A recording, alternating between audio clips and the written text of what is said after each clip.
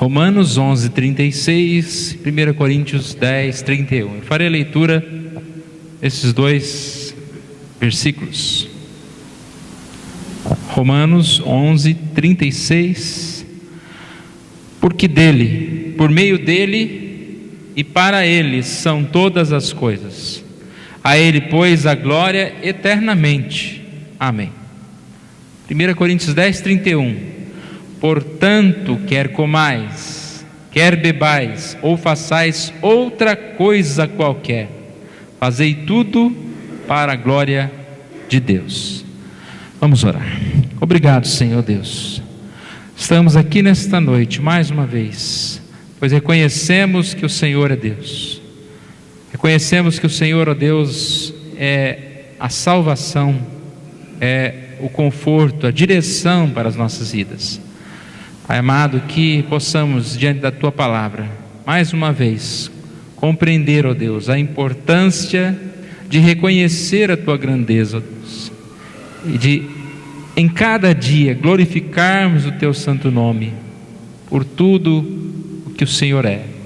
Te lembrarmos que todas as coisas são para a Tua glória, Deus, e que assim sejamos rendendo glórias ao Senhor, dedicando as nossas vidas ao Senhor, os nossos pensamentos, ó Deus, os nossos passos. Nos abençoe, mais uma vez nós te pedimos por isso, orando em nome de Jesus. Amém. Uma história que creio que alguns já conhecem, conta que um garoto perguntou ao seu pai qual seria o tamanho de Deus. Então o pai mandou ele olhar para o céu, e aí ele viu um avião e falou para o filho: está vendo aquele avião? Que tamanho que é aquele avião? E a criança diz: muito pequenino, pai, quase não dá para ver. Então, passando alguns tempos, alguns dias, ele levou o filho no aeroporto. Chegando pertinho de um avião, ele mostra para o filho: ali, meu filho, um avião, que tamanho que é? E a criança diz: nossa, pai, é enorme. E aí o pai, ensinando ao filho, disse: assim é Deus, o tamanho vai depender da distância que você estiver dele. Quanto mais perto você estiver, maior ele será em sua vida. Isso é uma grande verdade, né? Como é bom poder conhecer a Deus.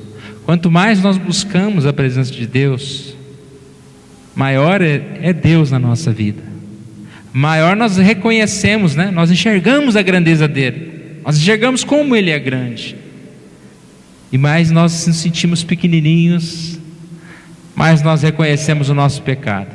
Mas principalmente dentro do nosso tema, maior é o nosso desejo de glorificar a Deus pela sua grandeza, por tudo que Deus é.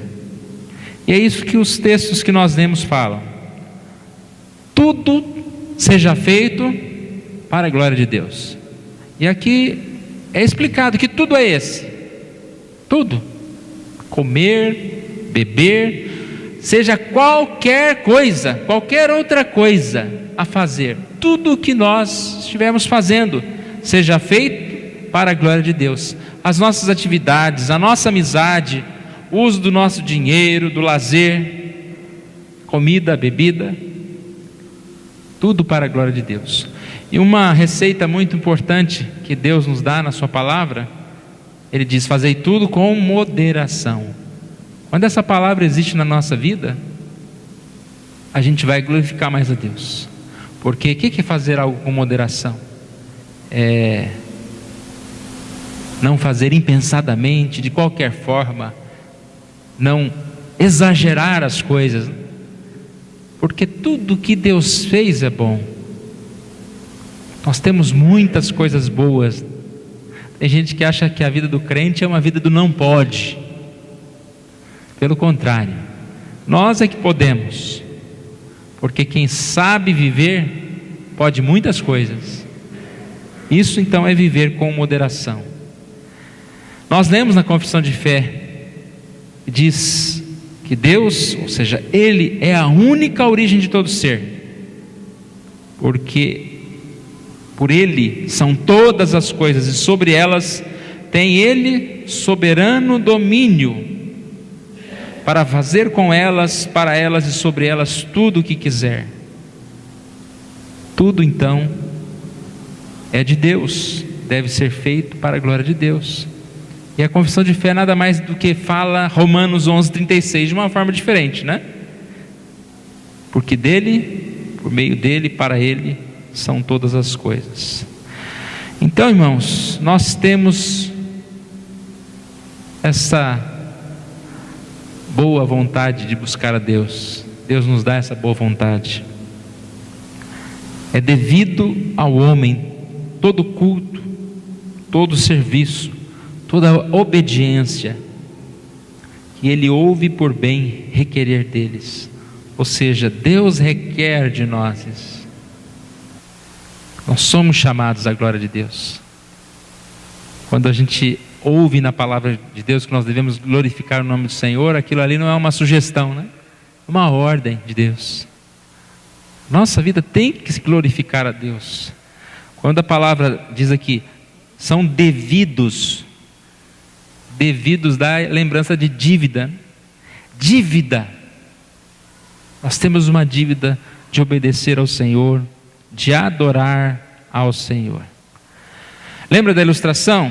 Quanto mais perto, mais nós vamos enxergar, mais nós vamos adorar a Deus, mais nós vamos conhecer a Deus. E aí então, irmãos, pense um pouquinho, do que você está perto? Do que você está sendo exposto diariamente? À medida que nós nos aproximamos de alguma coisa, à medida que nós somos expostos a alguma coisa, aquilo vai ganhando força.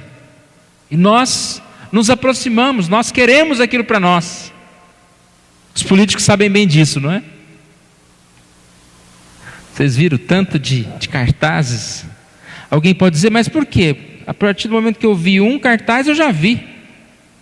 Você passa na avenida ali, tem 300, né, Saulo? 300. Por quê? Porque é exposição. Quanto mais exposição, mais você acaba achando que aquilo faz parte de você. Está tão próximo de você que você acaba achando que é seu. Então você liga o rádio, é política. Você liga a televisão, está difícil, né?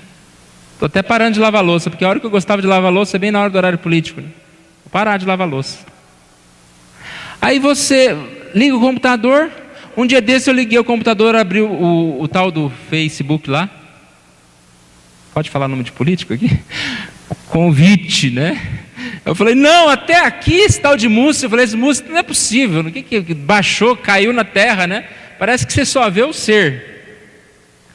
Mas de repente você nunca viu, você acaba votando. Eu nem sei quem é, tá? Mas te garanto que se você perguntar em quem que você vai votar, se chega lá na hora, não tem nenhum, né? Então vai esse aqui, né? Estou brincando. Mas a exposição faz mal. Ou faz bem, né?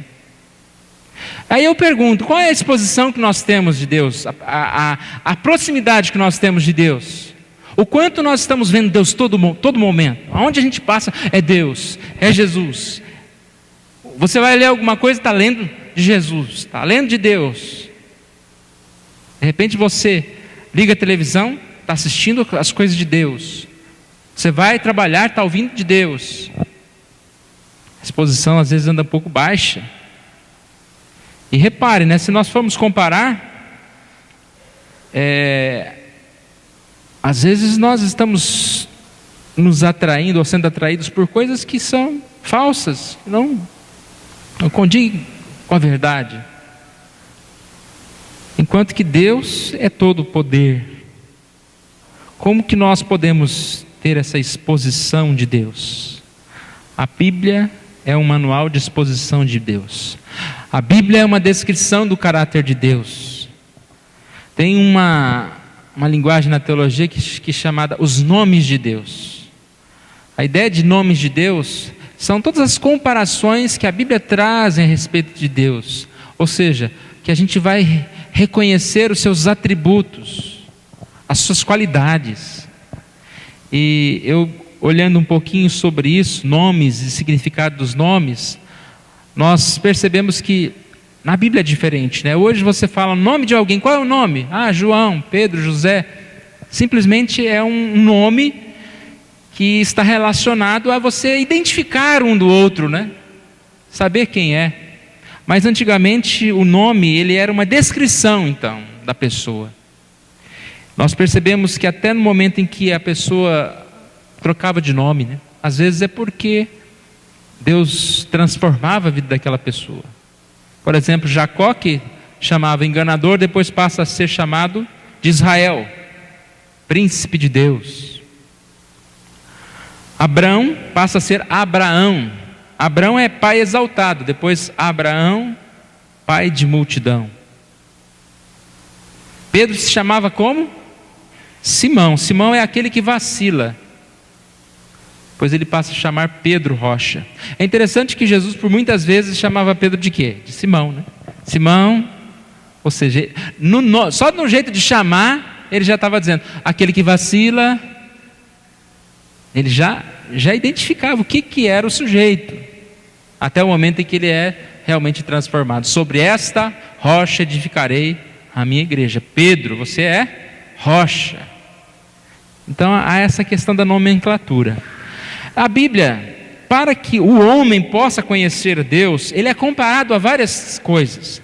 A pessoas, a partes do corpo, a animais. Então tem uma lista enorme aqui. Não vou ler e não vou estudar toda a lista, mas Deus é comparado a leão, a águia, a cordeiro, a uma galinha. Aí falou, galinha? Galinha sim, é Mateus 23, 37, lembra, irmãos? Quantas vezes eu quis reunir os teus filhos, como galinha junta os seus pintinhos debaixo das asas, e vós não quisestes. Então Deus aqui se compara a uma galinha. Qual é a ideia? De alguém que protege. Sol, estrela da manhã, luz, tocha, fogo, fonte, rocha, esconderijo, torre, traça, sombra, escudo, e aí tem uma lista muito grande mesmo. Por que essas comparações todas? Através de coisas que nós conhecemos. E assim nós conhecemos a Deus, as qualidades de Deus. Mas dentre todas essas comparações, eu quero ressaltar os nomes de Deus. São vários nomes. Dentre eles são 5 nomes mais conhecidos: Elohim, Elion, El Shaddai, Yavé e Adonai. Para que servem esses nomes? Através do nome, você conhece qualidades da pessoa. E como identificar esses nomes? Eu preciso conhecer hebraico? Não. Todas as vezes que você ver na Bíblia a palavra Deus em português, que palavra que ela é em hebraico? Elohim. Todas as vezes que você ouvir a palavra Deus Altíssimo, em português são 2 palavras, Deus e Altíssimo. Mas em hebraico vai ter uma palavra lá, Elion. Quando você encontrar Deus Todo-Poderoso, tem uma palavra lá só, El Shaddai. Quando você encontrar a palavra Senhor, chamado caixa alta, né, com as letras maiúsculas, sendo que o S é um pouco maior e o restante é maiúsculo, é Yavé, mais conhecido como Jeová, Yavé. E por último, Senhor, só o S maiúsculo, o resto minúsculo, é a palavra Adonai. Entenderam? Encontrou Senhor na Bíblia, você está vendo ali que a palavra é Adonai. Não é necessário você decorar essas palavras hebraicas. A nossa ideia é perceber que a própria Bíblia, ela vai colocando em versículos da Bíblia descrições de Deus. Tem um momento em que fala, o Senhor é o Deus, o Senhor poderoso. Aí já falou em 2 palavras diferentes. O Senhor, o Deus Altíssimo, 2 palavras diferentes. Qual o significado dessas 5 palavras? A primeira, Deus, é o sentido geral da palavra Deus. Então ressalta o poder, a plenitude de poder, essa grandeza do nosso Deus. primeiro versículo da Bíblia diz: no princípio criou Deus, Elohim. Criou Deus os céus e a terra. O poder de Deus. Que Deus é esse? Interessante que essa palavra Elohim, ela é como se fosse traduzida por deuses, no plural. Não que Deus é plural. Mas, por exemplo, em 1:26, tem o versículo: disse Deus, façamos o homem. Essa palavra Deus é a ideia de Deus Pai, Deus Filho e Deus Espírito Santo. Então é como se pudéssemos dizer: Deus Pai é Elohim, Deus Espírito Santo é Elohim, Deus Filho, Elohim. Deus, plenitude de poder. O Criador dos céus e da terra. Nós estamos falando da grandeza do Criador? Que é maior exemplo deste do que Deus como Criador dos céus e da terra. Alguém pode falar: mas o homem hoje ele constrói, aí olha quanto prédio, quantas coisas. O homem constrói, ele não cria nada, né? Tem capacidade de criar nem um lápis, uma borrachinha, um pedaço de papel. Ele transforma coisas já existentes. Agora Deus, imagine Deus: haja mar, houve mar. Agora eu quero peixe, os peixes aparecem. E a criação do homem? Deus é poder. A segunda palavra, Deus Altíssimo, tem diferença? Tem. Essa palavra Elion, Deus Altíssimo, ela descreve Deus sobre os outros deuses, sobre outro Deus, acima de qualquer divindade. Deus é poder, mas Deus é altíssimo, maior poder existente. Não basta falar que Deus é poder. Poder existe muito, não é? Aqui diz: Deus é altíssimo, é um poder sobre todos os poderes. Todo poder é dissipado diante do poder de Deus. Nós já falamos isso algumas vezes, esses domingos que estamos falando sobre a grandeza de Deus. Maravilhoso saber isso. Nós estamos diante do Deus Todo-Poderoso.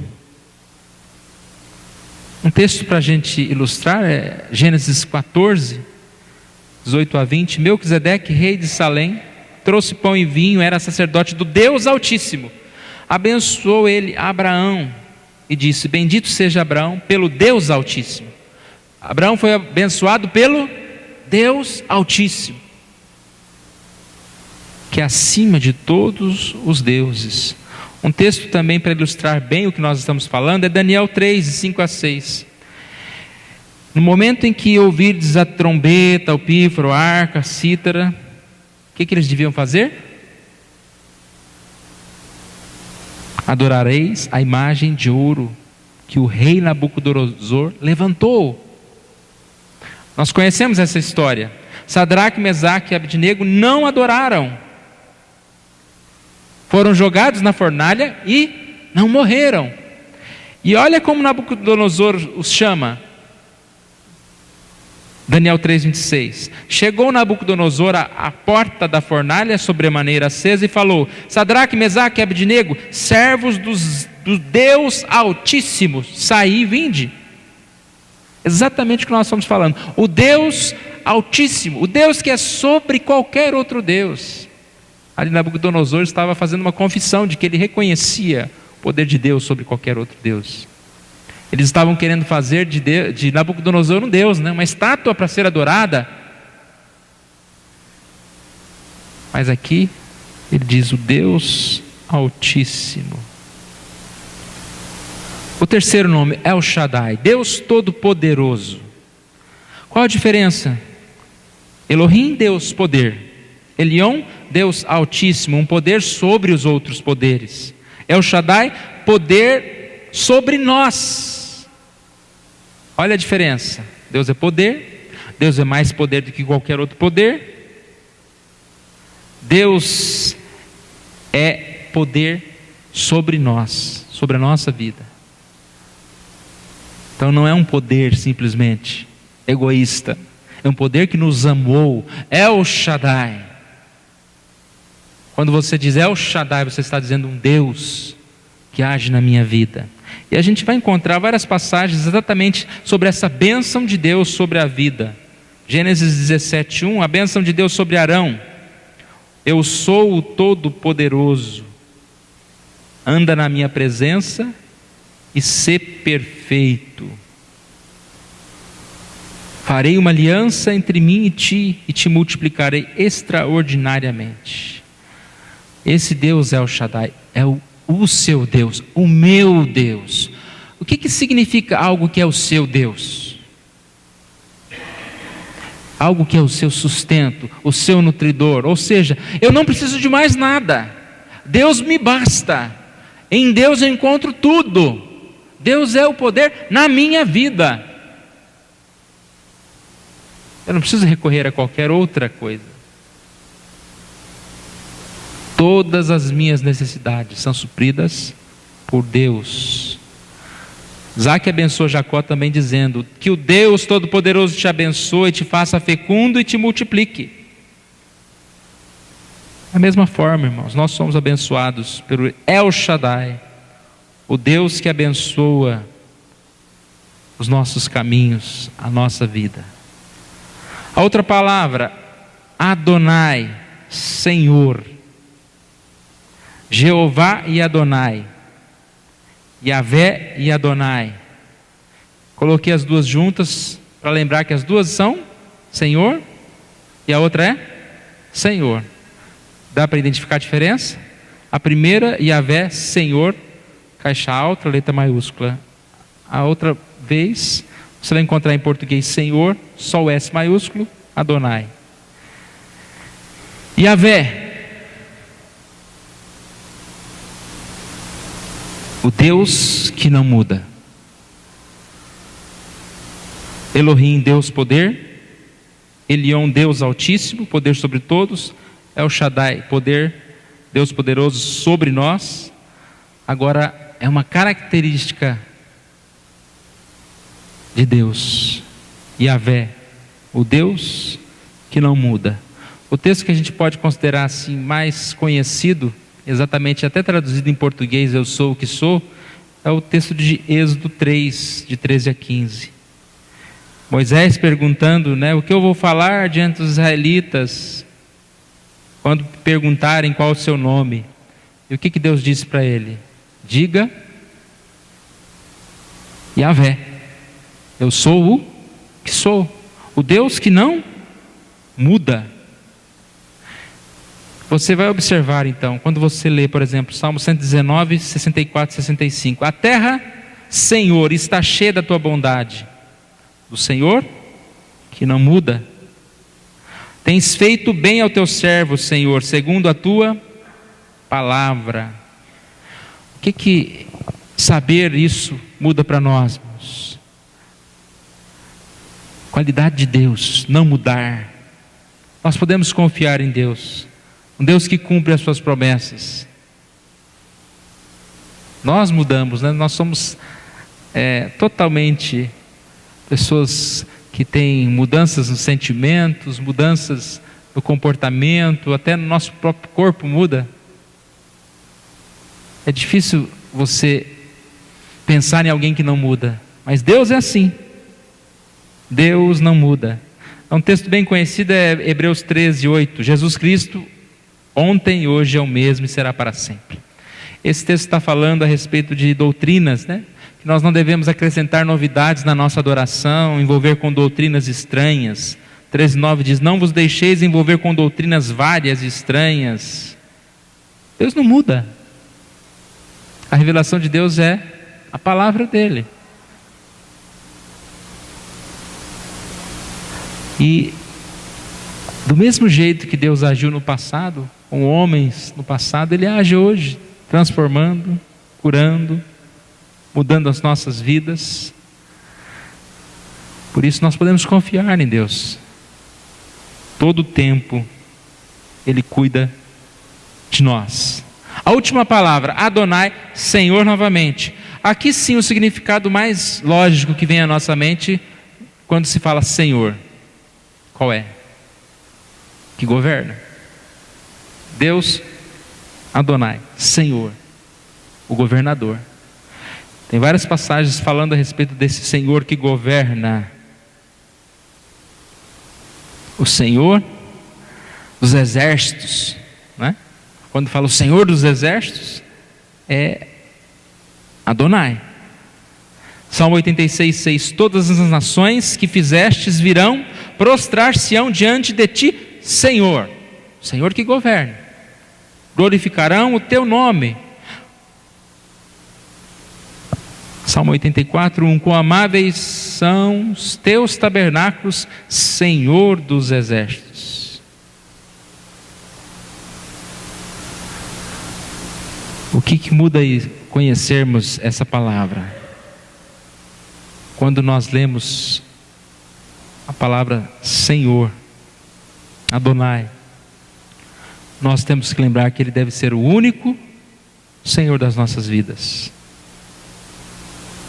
Em Marcos 12, 29 a 31, quando foi perguntado qual o principal dos todos os mandamentos, Jesus respondeu: o principal é: ouve Israel, o Senhor nosso Deus é o único Senhor.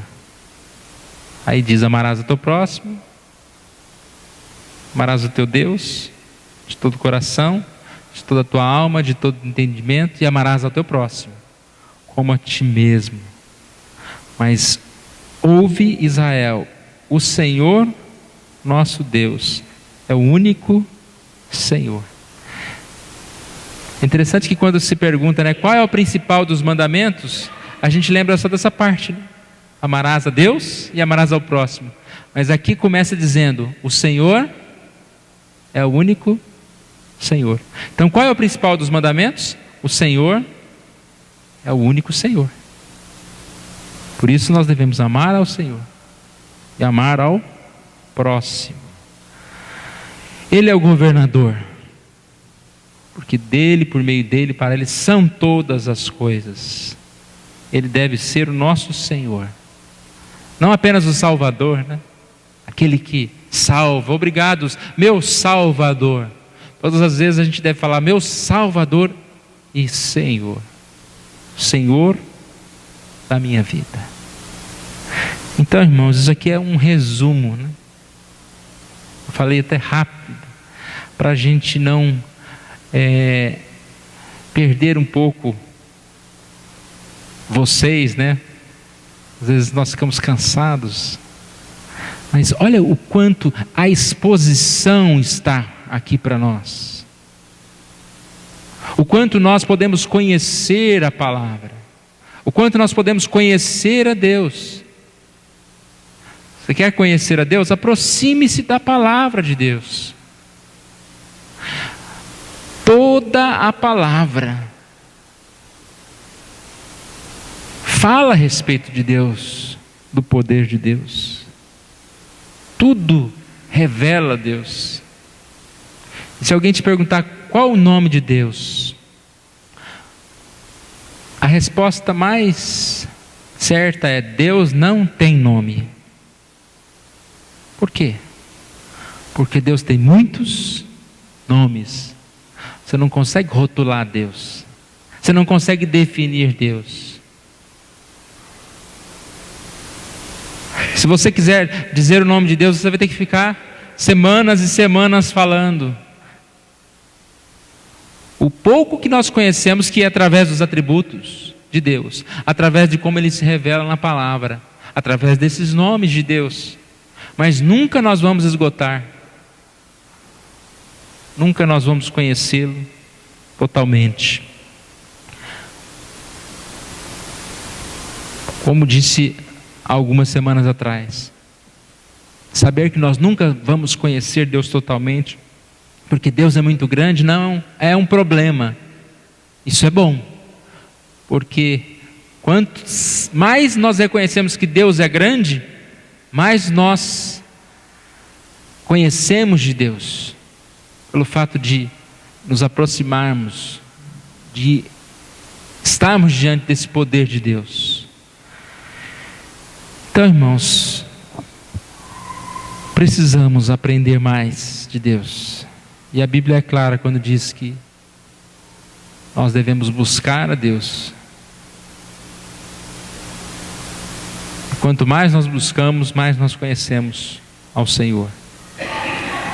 Estudar a Bíblia, participar da igreja, orar, conhecer mais de Deus. Esse deve ser o nosso desejo. Deve ser sempre a nossa intenção. E conhecer e glorificar a Deus não é nenhum trabalho, nenhum fardo. Como bem diz a primeira pergunta do breve catecismo, né? Qual o fim principal do homem? Glorificar a Deus e gozá-lo para sempre. Como bem diz essa pergunta, quando nós temos como fim principal glorificar a Deus, nós temos esse gozo, essa alegria sempre nas nossas vidas.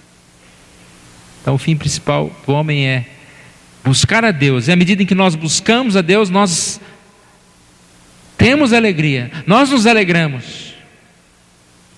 À medida em que nós colocamos buscar a Deus como a razão maior da nossa vida, da minha vida, nós só temos alegria. É isso que muitos falam, né? O que eu gosto de fazer é pescar. Então qual é a alegria do sujeito? Pescar. Quanto mais ele pesca, mais ele fica feliz. Qual é a nossa alegria? Glorificar a Deus.